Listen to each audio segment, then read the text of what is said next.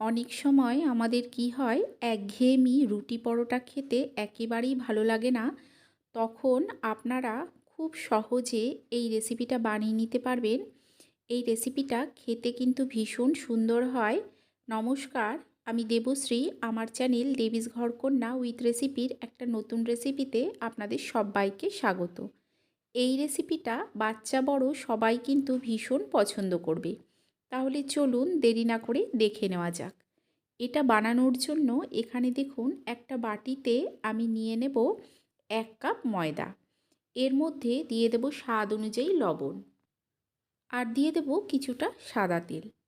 দিয়ে সমস্ত কিছুকে হাতের সাহায্যে খুব ভালো করে মিশিয়ে নিতে হবে। একটু সময় ধরে এটাকে ভালোভাবে ময়ান দিয়ে নিতে হবে। একটু সময় ধরে দেখুন এটাকে আমি মিশিয়ে নিয়েছি। এখন এতে অল্প অল্প জল দেব, আর এই আটাটাকে আমি মেখে নেব। তবে একেবারে কিন্তু অনেকটা জল দেবেন না, তাতে কি হয় অনেক সময় পাতলা হয়ে যায়। অল্প অল্প জল দিতে হবে, আর এটাকে ঠিক এইভাবে মেখে নিতে হবে।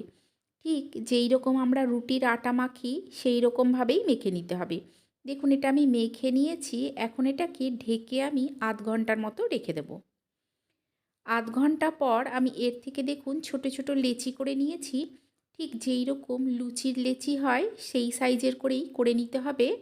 এখন অল্প অল্প করে আটা দেব, আর একদম ছোট ছোট ঠিক যেরকম লুচি হয় সেই রকম বেলে নিতে হবে। দেখুন এটাকে আমি বেলে নিচ্ছি আটা দিয়ে। তবে লুচির সাইজটা করেই বেলবেন, একদম খুব রুটির মতো বড় করে বেলার প্রয়োজন নেই। দেখুন একটা বেলে নিয়েছি। আরও একটা আমি আপনাদের দেখিয়ে দিচ্ছি।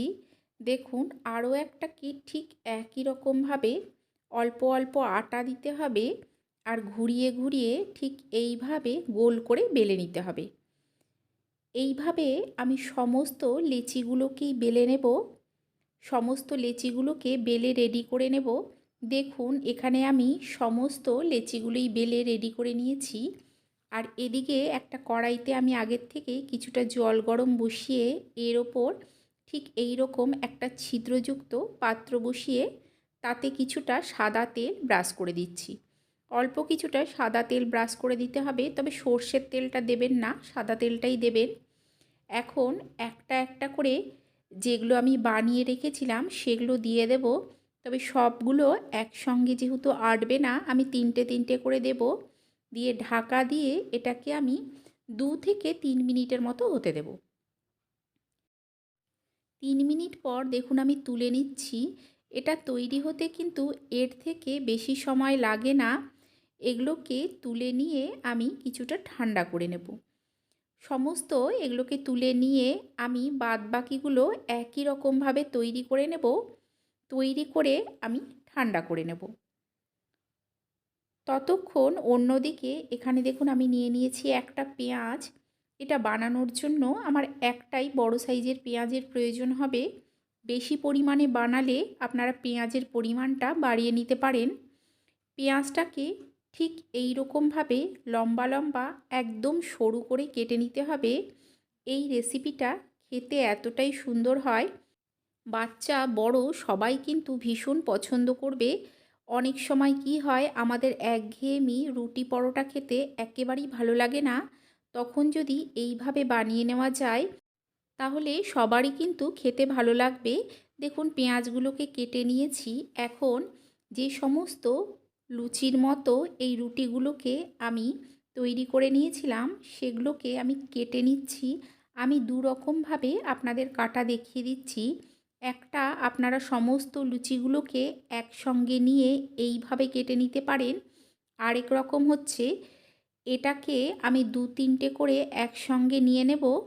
নিয়ে আমি এটা ঘুরিয়ে এইভাবে ঠিক ভাঁজ করে নেব।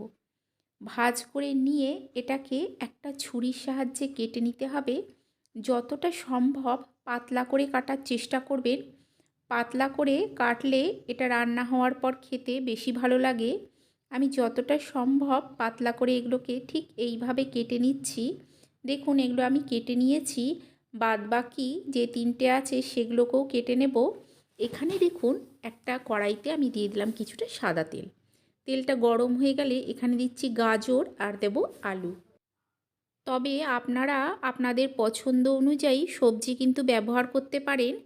আমি গাজর আর আলুটা প্রথমেই দিয়ে নেব। দিয়ে নিয়ে এতে দিয়ে দেব লবণ আর দিয়ে দেব কিছুটা হলুদ।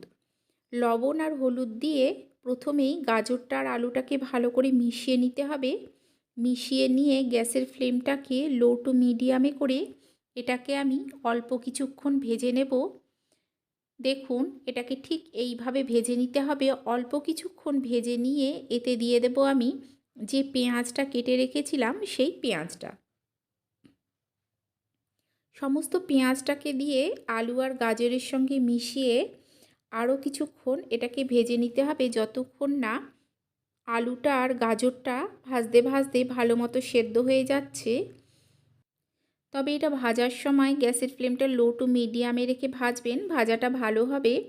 আপনারা যদি একবার এইভাবে খান বারবার কিন্তু এইভাবেই বানিয়ে খেতে চাইবেন, এতটা সুন্দর হয়।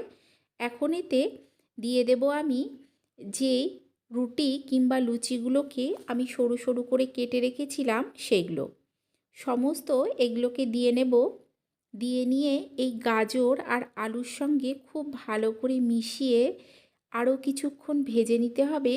যদি মনে হয় এই রুটির মধ্যে কিছুটা হলেও কাঁচা ভাব আছে, এই ভাজতে ভাজতেই কিন্তু এটা সুন্দরভাবে তৈরি হয়ে যাবে। দেখুন এটাকে আমি উল্টে পাল্টে ভেজে নিচ্ছি। এতে দিয়ে দেব আমি স্বাদ অনুযায়ী লবণ।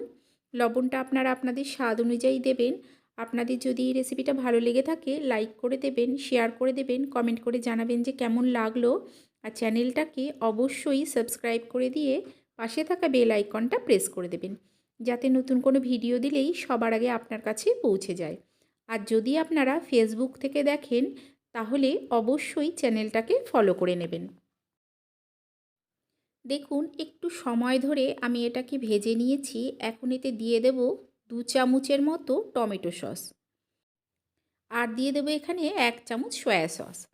টমেটো সস আর সয়া সসটা দিয়ে অল্প কিছুক্ষণ মিলিয়ে নেব। আমি কিন্তু এর মধ্যে কোনো রকম ঝাল দিইনি। আপনারা যদি মনে করেন যে ঝাল খাবেন সেই অনুযায়ী কাঁচা লঙ্কা এখানে কুচি করে দিতে পারেন। তবে সস দিয়ে অল্প কিছুক্ষণ মিশিয়ে নিয়ে আমি এতে দিয়ে দেব গোলমরিচের গুঁড়ো। গোলমরিচের গুঁড়োটা দিয়ে ভালো করে মিশিয়ে নিলেই তৈরি হয়ে যাবে এই রেসিপি। আপনারা অবশ্যই একবার এইভাবে বানিয়ে খাবেন, আশা করছি আপনাদেরও ভালো লাগবে।